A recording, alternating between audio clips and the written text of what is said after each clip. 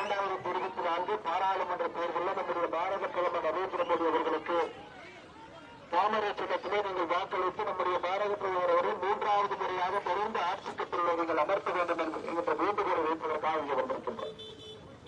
10 ஆண்டு காலமாக பிரதமருடைய ஆட்கின்றார்.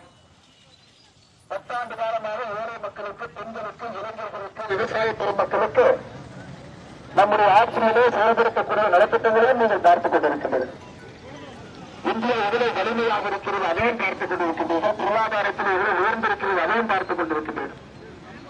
எல்லாவற்றையும் தாண்டி இந்தியா என்று சொன்னால் இப்போது நம்முடைய நாட்டில் இருக்கக்கூடிய மதிப்பும் மரியாதையும் கூட நீங்கள் கேள்விப்பட்டுக் கொண்டிருக்கின்றீர்கள். இந்த சூழ்நிலையை நம்முடைய நாட்டில் 2024 பாராளுமன்ற தேர்தல் நம் அனைவருக்கும் இப்போது தெரியும்.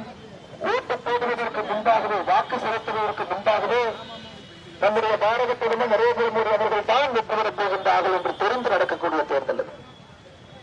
இன்னைக்கு நம் முன்னால் இருக்கக்கூடிய கேள்வி, எப்படி நரேந்திர மோடி அவர்கள் 3வது முறையாக ஆட்சி கட்டில் அமரும் பொழுது எப்படி கோயம்புத்தூரை பயன்படுத்திக் கொள்ள வேண்டும், மோடி அவர்களுடைய 5 ஆண்டு கால ஆட்சியை கோயம்புத்தூருடைய வளர்ச்சிக்கு, கோயம்புத்தூருடைய உள்கட்டமைப்புக்கு, கோயம்புத்தூருடைய வருங்காலமாக தீர்க்கப்படாத பிரச்சனைகளுக்கு, நம்முடைய வெயில் தாயை மீட்டெடுப்பதற்கு, கோயம்புத்தூர் நகரத்தில் அடிப்படை வசதிகள் எல்லாம் முழுமையாக கொண்டு வருவதற்கு எப்படி இந்த 5 ஆண்டு காலத்தை பயன்படுத்திக் கொள்ள வேண்டும் என்பது நம்முடைய சிந்தனை.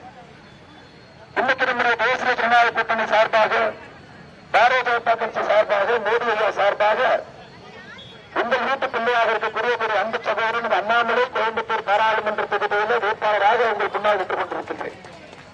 உங்களிடம் கோருவதெல்லாம் உங்களுடைய அன்பும் ஆதரவும் 2024 நிச்சயமாக உங்களுடைய அன்பு ஆதரவோடு வெற்றி பெற்று அதன் பிறகு கோயம்புத்தூரை வளர்ச்சி பாதையிலே அடுத்த கட்டம் எடுத்துச் செல்வதற்கு நீங்கள் முழுமையாக நம்முடைய மோடி ஐயாவோடு தாமரை சின்னத்தில் இருக்க வேண்டும் என்று கேட்டுக் கொள்வதற்காக இங்கே வந்திருக்கின்ற நம்பு சகோதர சகோதரி.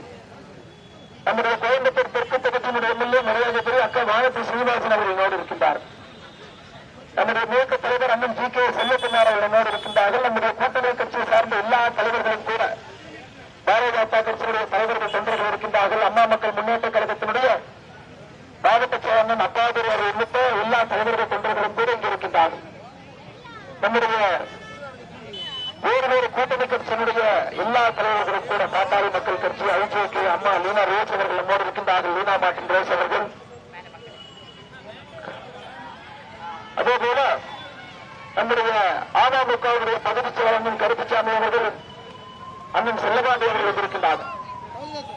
இன்று நான் கேட்டுக் கொள்ளக்கூடிய ஒரே ஒரு விஷயம், இந்த தேர்தலை ஒரு சாதாரண தேர்தலாக எடுத்துக்கொள்ளார்கள். தேசியத்திற்கான தேர்தல், யார் பிரதம மந்திரியாக வர வேண்டும் என்பதற்காக நாம் வாக்களிக்கின்றோம். அதுவும் குறிப்பாக நம்முடைய நாடு எப்படி இருக்க வேண்டும் என்பதற்காக வாக்களிக்கின்றோம். அதனால் இந்த தேர்தலில் கண் முன் இருக்கக்கூடிய ஒரே ஒரு வேட்பாளர் நரேந்திர மோடி அவர்கள் மட்டும்தான். வேறு வேட்பாளர்கள் கண் முன்னாடி இல்லைங்க. அதனால பெற்றோர்களே, தாய்மார்களே, இளைஞர்களே, அன்பு சகோதர சகோதரர்களே, பாட்டாளி மக்கள் கட்சியினுடைய அன்பு தலைவர்களே, தொண்டர்களே, உங்கள் எல்லோருக்கும் இருக்கக்கூடிய அன்பான வேண்டுகோள், நம்முடைய பாரத பிரதமர் நரேந்திர மோடி அவர்களுக்கு நீங்கள் வாக்களித்து அவருடைய கருத்தை வலுப்படுத்தி மறுபடியும் 3வது முறையாக மோடி ஐயாவை என்று அமர வைத்து இங்கே உங்களுடைய வீட்டு பிள்ளைகள் அன்பு தம்பி அண்ணாவிலையும் வெற்றி பெற செய்து கோயம்புத்தூருடைய வளர்ச்சிக்கு இதற்கெல்லாம் நீங்கள் சேவை செய்வதற்கு ஒரு வாய்ப்பு கிடைக்க வேண்டும் என்கின்ற வேண்டுகோளை வைத்து, நீண்ட காலமாக இந்த பகுதியினுடைய போக்குவரத்து நெரிசல், குறிப்பாக டெக்ஸ்டைலிருந்து கருத்துமேடு வரை ஒரு மேம்பாலம் வேண்டும் என்பது ஒரு நீண்ட நாள் கோரிக்கை. இதுவும் நம்முடைய மோடி ஐயாவுடைய 3வது ஆட்சி காலத்திலே நாங்கள் நிறைவேற்றி காட்டுகின்றோம் என்கின்ற உறுதிமொழிகளை கலைக்கின்றோம். அது மட்டுமில்லை, கணபதி சட்டசாலை விரிவாக்கம் ரொம்ப காலமா கேட்டுவிட்டிருக்கிறீங்க. இதையும் செய்ய முடியும் என்றால் அதையும் நம்முடைய ஆட்சியில் தான் செய்ய முடியும். அதையும் செய்து காட்டுகின்றோம். எல்லா பொதுமக்களையும் உள்ளடக்கி செய்து காட்டுகின்றோம் என்கின்ற உறுதிமொழியை கொடுத்து வந்திருக்கூடிய எல்லா தலைவர்கள் தொண்டர்களுக்கும் நன்றி கலந்த வாழ்த்துக்களை வணக்கங்களை தெரிவித்து, குறிப்பாக இந்த தொகுதி பொறுப்பாளராக இருக்கக்கூடிய அண்ணன் தாம் அவர்கள், கண்ணன் தேவராஜ் அவர்கள், சகோதரர் கலைவாணி அவர்கள், மாநிலத்தினுடைய பொருளாளர் அண்ணன் எஸ்.ஆர். சேகர் அவர்கள், மாநிலத்தினுடைய பொறுப்பில் இருக்கிற ஜி.எம். சுப்பையன் அவர்கள், மாவட்ட செயலாளர் கணபதி துரை அவர்கள், சிறுபான்மையினுடைய மாவட்ட செயலாளர் ரஃபீக் அவர்கள், மண்டல தலைவர் சிவகுமார் அவர்கள், 287வது கிளை தலைவர் கீதாமணி அவர்கள், இந்த இருக்கக்கூடிய எல்லா நம்முடைய மகளிருடைய மாவட்ட செயலாளர் அம்மா மக்கள் முன்னேற்ற கழகம் சந்தோகலா அவர்கள், கழக இணைச் செயலாளர் கோமதி அவர்கள், மாவட்ட தலைவர் ரக்கீரன் அவர்கள், எம்ஜிஆர் மன்ற செயலாளர் மகேந்திரன் அவர்கள், மாவட்ட செயலாளர் செந்தில் சீனிவாசன் அவர்கள், இந்த இருக்கக்கூடிய எல்லா தலைவர்களுக்கும்